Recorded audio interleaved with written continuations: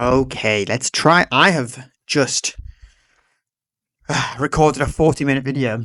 I don't know if this one's going to be 40 minutes because I'm just starting it, but I just recorded the full thing, and I was recording no audio, so that was great. So I'm having to do this all over again. That's fine. That means this time around it's going to be better.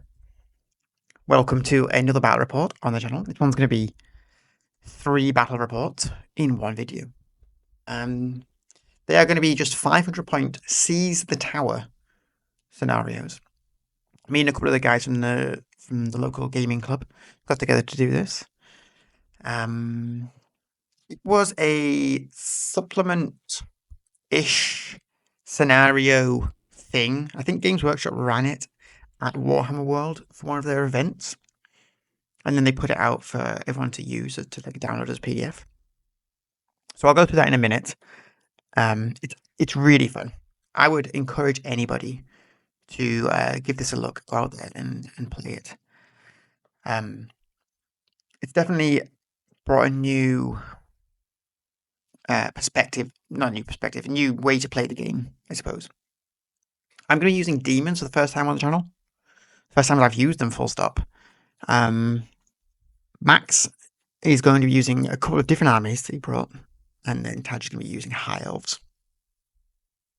So, let me go through the scenario really quickly. Here it is. Seize the tower. All right, so it's 500-point games. There's a bit of historical recreation here to do with Wars of the Sea and High Elves. Read it if you want. I have not even. I've looked at this page so many times now, and I refuse to read this. So usually you have to have at least 3 non-character, non-war beast, war machine units. This one reduces it just to a minimum of 2. Character limit. Your characters can't be more than 125 points spent on each character. The normal rules for 50% still apply, so you can have 2 characters. Or 3, I suppose, up to 250 points. And then there's slight changes to the unit limitations. So a single core unit can't be more than 175 points, a single special unit can't be more than 150, and a rare can't be more than 125. And then anything in your army list that is 0 to 1 per 1,000 points, say, then you can just bring 1 of them. So you can bring 1 0 to 1,000 points. So if you've got 2 things in your army, like there's 2 war machines, like a bolt thrower and a cannon that are both 0 to 1, then you can bring 1 of those things. Not one of each, one of those things. The board is very small. In this pack, it's recommended that it is 30 by 44, which is the same size as, I think, half an Age of Sigmar board or half a 40k board. How do I get rid of this? Oh no. But we just played on half a 6x4, which has ended up being 36 by 48. So we changed these numbers to 9 inches instead of 7.5. Our tower, it's only meant to be 5 inches at its widest point. Ours was a bit bigger than that, and I'll explain why once you see the pictures, but ours was a bit bigger. And then the person, you roll off the beginning to see who deploys first. I think, and it deploys you.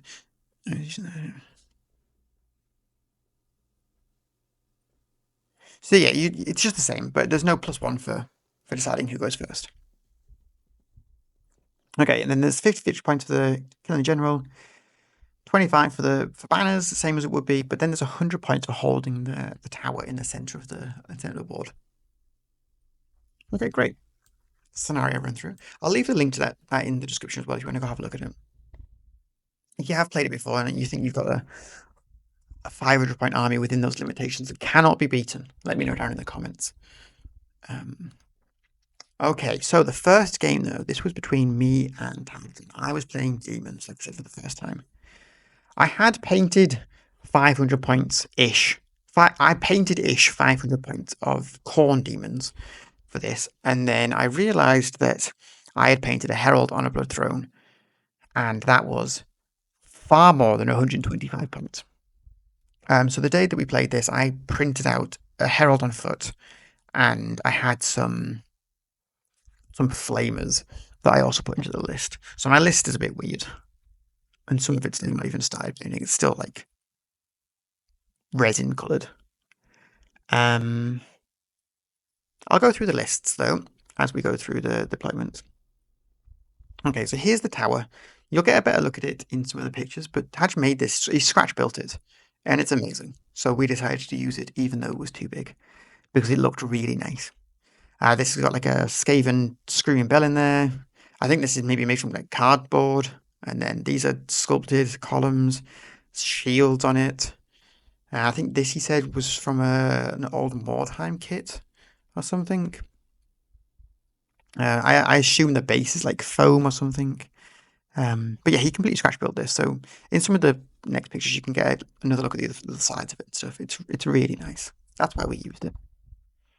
All right, so in his army, he has a Sky Cutter. Then he has what's this? 10 Swordmasters with full command in there. He also has a Mage level 1 who has the he's running illusion magic, but he's the one that makes him a swordmaster basically. So he's got a sword. One of the fancy swords, I can't remember what it's called. I closed all of the army lists by accident, so I'm just opening that now. And then we've got 5 silver helms with just a champion in there, but he has the ring of something or other. That lets you cast Hammer Hand as a balance spell. I'll find the name for it in a minute. But that's what it's called. Yeah, so here's the front of this tower. So yeah, this entire thing is scratch built. Unbelievable. I think he said these were from, maybe it's from a Mordheim kit as well. I'm not 100% sure where it all came from. There's just a bunch of skulls and stuff on there as well. It is called the Ring of Fury, and he is a Warden of Safri, which gives him a Sword of Hoth. There you go, I found it. Here is my list. So I've got a Herald on foot. And he had the Axe of Corn, I think it's called. And that's all he had. Then I had 7 Furies of Corn. I had 5 Flesh Hands of Corn, and then 3. These had Vanguard, and then I had 3 Flamers with a champion upgrade in there, Pyroclast, I believe. So there's my Furies. I still need to do a bit of work on them, get the bases and everything done, but they're really easy to paint, really quick. So this was my Vanguard move. I just wanted to get away from the Sky Cutter. I wanted to get around the building as best I could, and these are going to go straight in here. Just charge first turn. See if I can take these guys on. Try and strike first with higher initiative because of the distance, and then they don't get their lances against me either. This is ideal. Oh, the tower. Only infantry and flying units can attack the tower. Only a squad of 10 or less infantry can hold the tower. With unit strength 10 or less can hold the tower. Is there anything else about it? Everyone inside of it, when they're in combat, counts as skirmish, so you don't get close order or rank bonuses. You can only have 5 guys attack from each side. I think that on there's cover. You could basically count as being in hard cover as well when you're inside it to be shot at. And if you flee or like fall back in good order or give ground or anything like that, you just stay inside the tower. You don't actually leave. So yeah, this was my Vanguard move. I just moved over here, moved these guys up. So in my first turn, I brought the Furies around here even further to help support this flank. So I basically have everything over here now. The Sky Cutter is out of the game for a couple of turns at least one turn. And I'm hoping to try and put a few wounds onto these so I can start whittling them down. And I move my Herald into the building. I think this might have been a mistake. I think it probably was a mistake. Because he's not very, I mean, He's just a herald of coin. He's got 2 wounds. He's got no real save. We are using the renegade pack though, so he does have a 5 at water all the time, which is good. So if I can spike on that, then he might be okay. But who knows at this point? 5 up's not very good really, and he's got no armor save against these or this. So okay, so I did a bit of shooting, and I got 2 swordmasters. Pretty good, not a bad start. I would have liked to have got an extra one. Make a panic test there, but never mind. And then we're going straight into combat. These games were really quick. Like I said, we played 3 of these games in one evening. We started at about just after 7 o'clock, and we finished at 10:30. So these are all from the same night. This guy's ring never went off against these dogs. So they have magic resistance 2. So it was a bit not good against the puppies. But I killed 2 of them and won this combat, and I think he just gave ground. He didn't do any wins back to me. So a pretty successful first turn for the Demons. Touch turn 1, he got off. He's using illusion, so he was just taking the signature spell, and he got off glittering robe for that base. It's 4, so he's got glittering robe on this unit for -1 to hit them. And then they just walked into the tower. Oh no, sorry, they didn't walk into the tower. They charged. They charged the tower. I charged my herald. Skycutter just turned around to try and come over here and support, I suppose.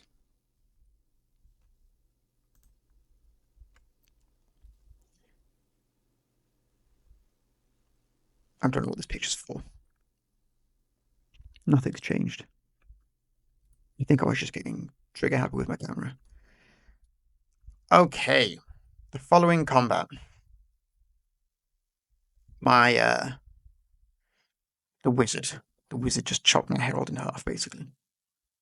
I think he's got strikes first, and then he's like a higher weapon skill than me, I think, and he just chopped me in half. It was really sad. But at least you get a nice look at this tower still again, right? So that's good. And then yeah, that was bad. I think that picture might have been to show that yes, it was. This combat, nothing happened, I think, is what we were showing. It's just a drawn combat. Because we both had close order, and that's about it.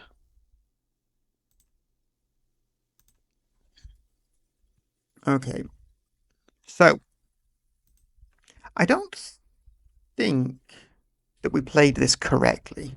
Because they charged me, and I died, and then they were in the tower. I don't know if that's correct or not. If someone can... That. Because I think what should have happened is they should have... Maybe they would follow up into the tower. I don't know, actually. If you could let me know.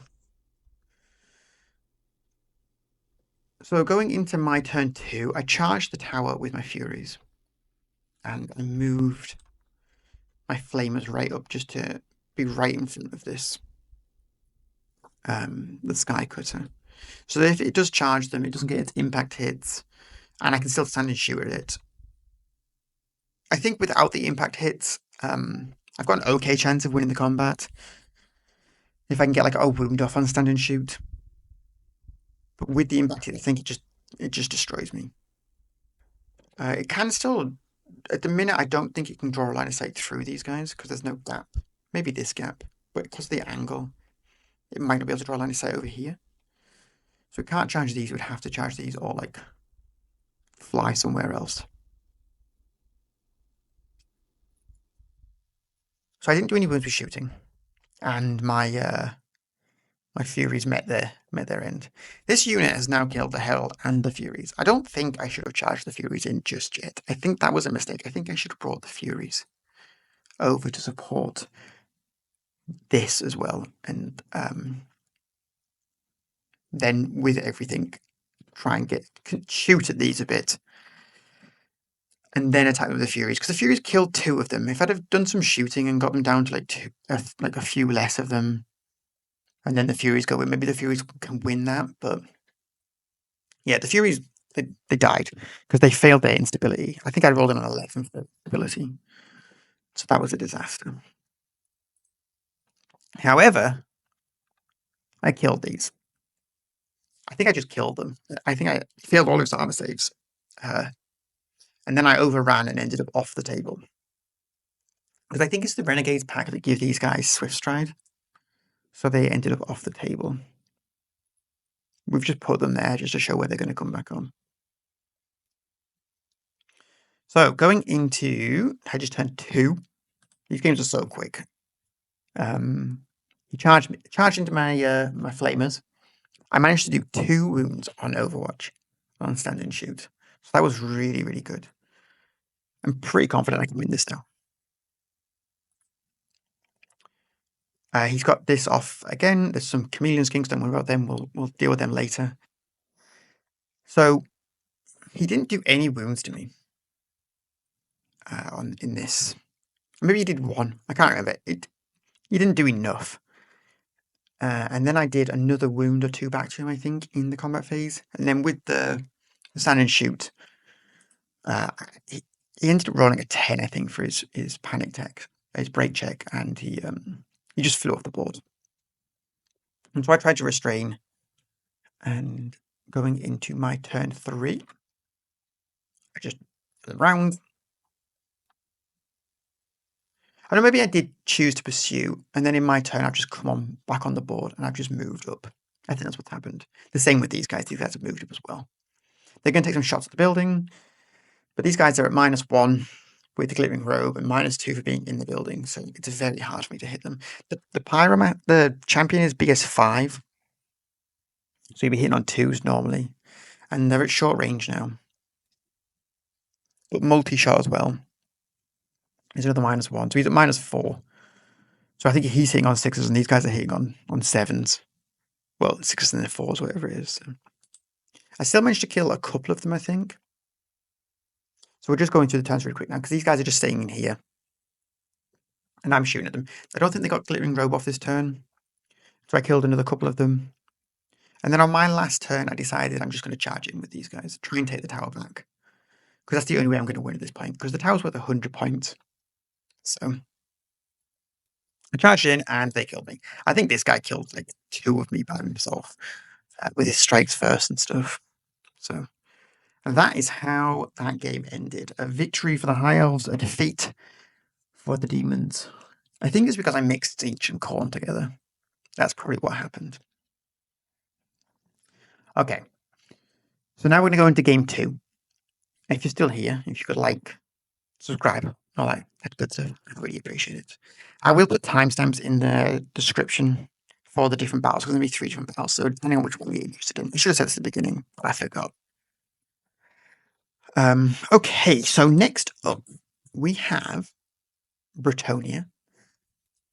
I couldn't fit the Bretonnian image in the thumbnail of the video, so this is a bit of a surprise appearance for the Bretonnians. This was Max's first game, and I'm just using the exact same list with the Demons.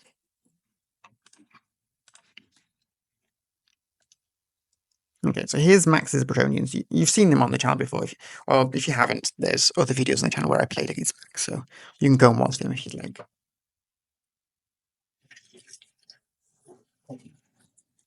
So his list will go from left to right. So he has got 5 Knights of the Realm. The reason they're not in a lance is because Max didn't bring any movement trays. He didn't bring a tape measure. Didn't bring any dice. Those are my dwarf dice. Very unprepared. But he turned up and he's got beautiful models, so that's all that matters, I suppose. They have a full command, I believe, in there. Yes. And then just next to them, we have the Paladin. He has heavy armor, a shield. He's got a Virtue of Confidence, which lets him reroll hits in a challenge, I think, but he always has to challenge. And then he's got a Sword of Might and a horse, believe it or not. And then just next to him, we've got 3 Grail Knights with the champion. And then there is 25 men-at-arms with the 4 commands. The human, Grail Monk, Standard Bearer, Musician. Okay, so this is how my demons lined up. I think I'm getting the first turn here again. So I'm just going to do the same thing. It worked last time. Just Vanguard up, charge, win. I think I'm not going to put this guy in here again. That was a mistake. It gave my opponent a very easy charge and very easy kill to just move into the tower. And then I put these guys over here to try and just threaten. Try and put a bunch of damage into these guys as quickly as I can, because this is the only unit that Max has that can get into the tower. So if I can do a lot of damage to them early and then charge them with the Furies or charge them with the Furies here, I think they'll just mess them up. That's the plan. Okay, so my Vanguard, I move the Furies up. I'm going to be moving these up over here somewhere in my first turn just to be annoying, really. Try and march block these, so it gives me maybe another turn of shooting at them before they get to me. Yeah, so it also means that these guys can't charge me or anything. Like I said, I Vanguarded these guys up just to first turn charge these. Although looking at this video, this image now, I could maybe have charged this guy. There's something to consider for next time. Instead of just being as, I mean, it worked last time, right? I'm going to do it again. It did not work again. It was a disaster. As you can see, I've moved the Furies up here, though. I killed a couple of men-at-arms with some shooting. I did charge in. They counter-charged me, so they got their lance bonus, unlike the High Elves. They didn't get that. Yeah, and so I lost combat. Not by too much. Then my instability roll, I rolled like an 11. And so I just lost all the rest of my wounds. This guy's got 1 wound left. And so then I just gave ground. Max did follow up into me. Well, that didn't work. So this is now looking pretty grim. Because this was like 170 points, I think, of my 500. So more than a quarter of my army just gone, basically. Okay, Max's turn 1. He just moved. He did manage to march these, and they just marched forward. And then he turned the Grail Knights around to face these. And the Paladin. The Paladin being here is kind of annoying. Because if he, because he's got 360 line of sight, it means I can't just jump over here. So I don't have too many options with these now. I could charge. I maybe can draw line of sight past here to him, and maybe I could have charged him with the Furies. But then they would like conga line because they're skirmish, and it would be weird. So I don't think that's even possible. Maybe it is. I don't know. I could maybe charge the back of these. Again, I don't know if I'll be able to fit in this gap. So these guys followed up into the dog, and surprise, surprise, they killed it and just overran forward. Okay. Going into my turn 2. I charged the Knight of the Realm. I think I can probably kill a Knight of the Realm with a Herald of Corn. And if I can do that, they can't fight me back, and then I've got a flank and a kill. And so I lose combat by 1 because I've got Musician, but that's okay because I've got Indomitable 1 or whatever it is. So I take 1 less from instability. I just have to not roll really high for my my instability roll, and I'll be okay. It's like strength 7 or something with a charge as well. So like this is not the problem with demons. I found the dogs especially, they don't have any armor piercing. I think they've got armor being 1 or something, but they've got no armor piercing. So it really hurts them going into like heavily armored stuff like Bretonnians and Silver Helms. I got lucky with these Silver Helms, to be fair. Because he rolled so badly with his saves. But that's a big problem with them. Big problem. These guys just move back a bit to continue shooting here. And then I just came back with my Furies. Because like I said, I can't go over because this guy will charge them. And then I don't get a charge on my turn, so I don't get my Furious charge or anything on my Corn bonus. So I don't want that to happen. I also don't want to get charged by Grail Knights. That's pretty scary. And I don't think that I could do enough to these with their current static combat res to break them. Even going into the rear, I might struggle. Maybe not, I might be able to, but then I'd probably get charged by this guy next turn. And so I don't really want to do that. So as predicted, the Herald, he does kill one of them. And then lost combat by 1. So this guy's freshly printed, that's why he looks like cheese. That's what Max kept saying. A Herald of Cheese. Okay, so Max is turn 2. Just march these guys up to threaten here. This guy came over to help support this, because this is going to be like just a long, drawn-out combat where I kill one of these, they don't do anything, I maybe lose by 1, but then nothing happens. Until there's only 2 of them left, in which case I've got a flank, and they don't have close order anymore, and so then I start winning by 1, and then I start pushing that one. So anyway, the what is he, a paladin? This guy came over to support. So my next turn, I moved the flamers into the building. I think this is what I should have done last game. Because if something charges them, they can stand and shoot. There's more of them, so they've got 3 times as many wounds as the Herald, and with the Renegade pack having a 5 at ward save, they're just better because they're the same toughness. Anyway, I moved them in, and then I moved the Furies over here, ready to make a move, I suppose, to try and, because these guys now can't do anything. Because we measured their angle, and it just went past this building, so they can't charge the building next turn either. And I just kind of want to ignore the Rail Knights. I want to just get away from them because they're scary. I was going to shoot this guy, and then I don't know if the rules, because he's within 3 inches of this unit, but this unit's in combat, I still don't think I can shoot him. So we weren't sure about that. But then anyway, I ended up shooting into this unit here to continue whittling them down. So I won this combat, but I took a wound somehow. I didn't win the combat. I killed one of them. I think I took a wound from instability. I think is what happened.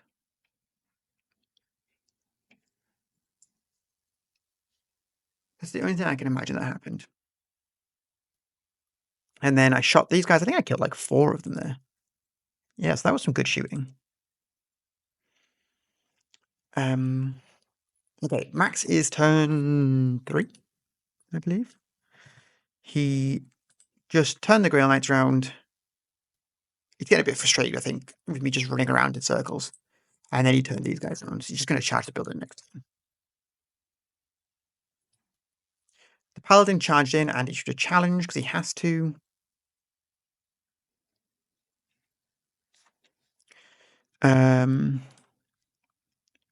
But I think what happened here was nothing. That's why I'm taking more pictures of this combat. Absolutely nothing. I think I hit him a bunch of times and wounded him, and then he passed all of his saves because I'm like strength 6 or something, so he got his 5 at ward save and stuff. And then he hit me but failed to wound me. Then I think he got like a few 1s and a 2 to wound me. So, and nothing happened there. And then I just lost combat again by like 1 or whatever it was, 1 close order banner, and I got a flank, so yeah, 1. And then I just passed my save. I can't back up because I'm in terrain, so you can't get grounded into terrain. Okay, going into my turn 4, 3, whatever it is. I was in the rear arc of these men at arms because there was 4 of them. 1, 2, 3, 4 were in its rear, and these 3 were in the side. So it was a rear charge that these guys got. Mac probably could have positioned better to just get a flank charge, but so yeah, I charged into the back of these, and I managed to kill a Grail Knight with the shooting. Again, very lucky. And then I absolutely just I did so much damage with this. I did way more damage than I thought I was going to do. I probably could have charged them earlier, but the Furies like just really hurt because I was hitting on 3s, wounding them on 2s, I think, because I was strength 5, I think they go up to on the charge. I think they're strength 4 base. And then there's one from Corn, and then Furious Charge to get 2 attacks each. I think these guys are -1, I think, from what I remember. This is the first time I played Demons, so I can't quite remember. Look at the time I was looking at the rules a lot, so. And we saw it 3 games in. Yeah, they're -1 AP, and they're strength 4, so strength 5 on the charge, with Furious Charge. So 2 attacks, strength 5, AP 1. Weapon skill 3, but I think the peasants weapon skill 2, so I hit them on. So I just killed way more of them than I was expecting. And he didn't have the triptych in there, so he wasn't stubborn. I ended up killing 8 of them. So I won by combat. I think he needed a double 1 to fall back in good order. Or to give ground or fall back in good order or something, I can't remember. Anyway, he full fled. Full fled. I think he rolled like a 9 or something. And because I'd killed so many from the ranks, I dragged them out of range of the Grail Knights to be able to use their leadership.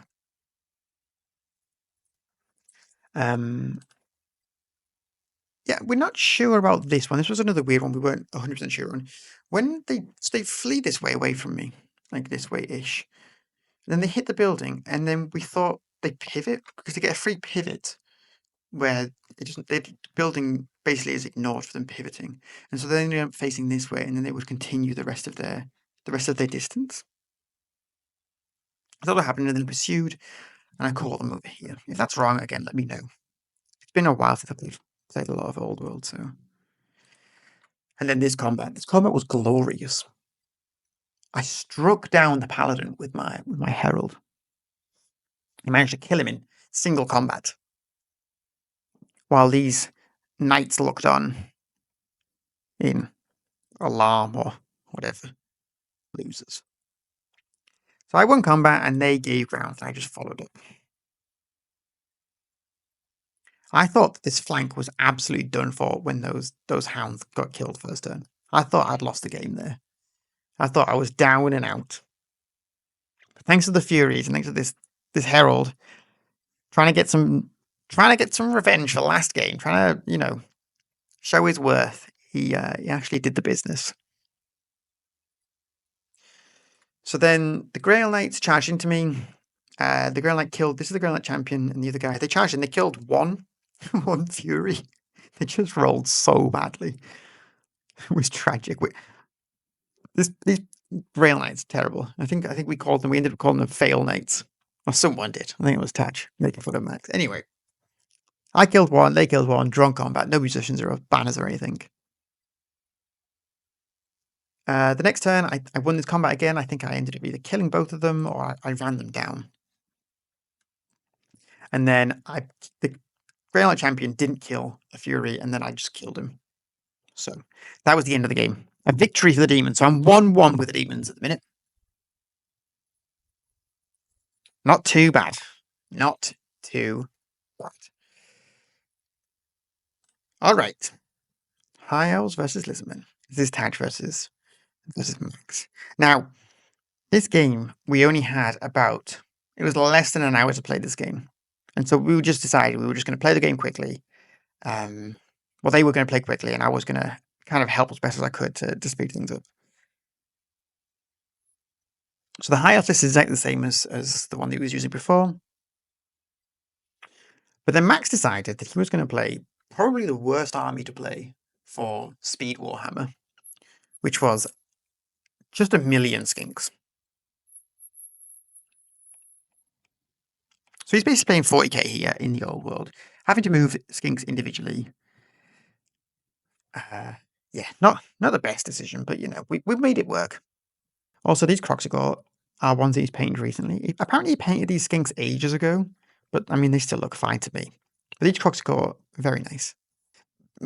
Every army Max paints is very nice, very beautiful. He's a very good painter. So Taj is also a very good painter, but he just hadn't got anything finished. I don't have any pictures. I mean, you can see because he painted this as well. So very lucky that I got to play against two very talented painters, and hopefully in the future I'll be able to show you more of their work in battle reports as I smash them.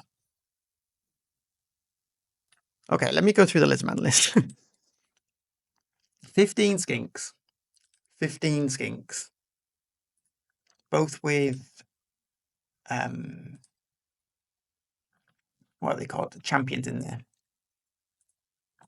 Then there's a Scarvet on a cold one with poisoned attacks. I think it's the venom of the firefly or the frog or something on a cold one with a shield.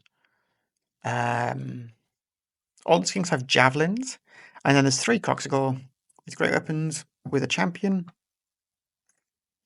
And then you'll see in the next picture, which I've spoiled a little bit, there is 5 chameleon skinks. Now, if you remember, there was a sky cutter here. It just got poisoned to death. They just all opened up on it and just poisoned it to bits. So that was pretty bad. But speed Warhammer, so it's going quick, going fast. That's fast. As you can see here, the skinks on either side, they moved up and they shot at these guys. It didn't do anything. Croxigore just moved up, and so did the Scarvet. The Silver Helms ended up trying to charge the skinks, but they just fled back through the Scarvet, and they ended up hitting the Scarvet. I think the Swordmasters moved into the building in this turn. Oh yes, there we go. Getting that cinematic. We were all very happy with this. We were like, "Oh, this looks like old Warhammer, old White Dwarf images with the skinks and stuff surrounding the high elves, defending the building in the center of the board. Very thematic." Okay, so this Scarvet ended up killing one of these guys. I think it was probably a drawn combat. This is my terrible photography, getting the trees in focus. This tree specifically. So great, good job there. See, that's a better one. So they just surrounded the building. These Croxigore actually charged in here. They wanted to try their luck, charge again. It didn't go so well for them. These guys are, because they're so fast, and they've got the weapons that just do, what are they, like +2 strength or something, so they end up being like, what's that, strength 5? Yeah, +2 strength, and they're not strike last. They're like great weapons, but not strike last, with magical attacks. Really good. On an elf, this weapon skill 6. So, really, really good. The Croxigore lost combat and fell back in good order. This combat continues. The Scarvet killed 2 of them because he wasn't in a challenge this time. And then I think it had failed to get what's it called? The -1 to hit glittering robe on them this turn. And so, oh, we've got a cinematic run round here. I should put some edit music over the top of this. I might do that in an edit. If I have done that, you're welcome. Anyway, the skinks opened up on them and halved their number because they didn't have the glittering robe. So I think Mac has got like 3 times after shooting at these guys, so it's not going to end well for them. Scarvet ended up killing these guys off. More surrounded by skinks. Killed a couple more of them, and the Croxigore charged in. I think when the Croxigore charged in, it actually won the combat, and then they ended up failing their break check. I think they rolled like a 10 or an 11 or something on the break check. And so as we understood it, the rules say that you don't leave the tower if you fail that. You just end up in the building. So like we imagine they were just in there trying to like shut all the windows and doors and like cover up any cracks in the walls to stop the poison shots coming in at them. But it did mean that they were just like panicking and they're fleeing. They were fleeing inside the building, I think. And so the following turn, Max just charged the building with a unit of chameleon skinks. Just because we thought they were fleeing inside there, we guessed that you would just automatically catch them and destroy them. But anyways, that's how it ends. So it was 1 win for me, 1 loss for me, a win for Max, a loss for Max, a win for Taj, and a loss for Taj. Really good. I would definitely advise you to go out and play Seize the Tower. And maybe to come up with your own 500 point, like small scenarios like this. It was really, really fun. If you're still here, thank you very much. The support is greatly appreciated.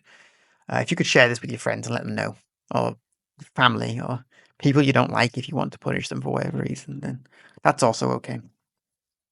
But anyway, hopefully this one captured the audio. But until next time, see you.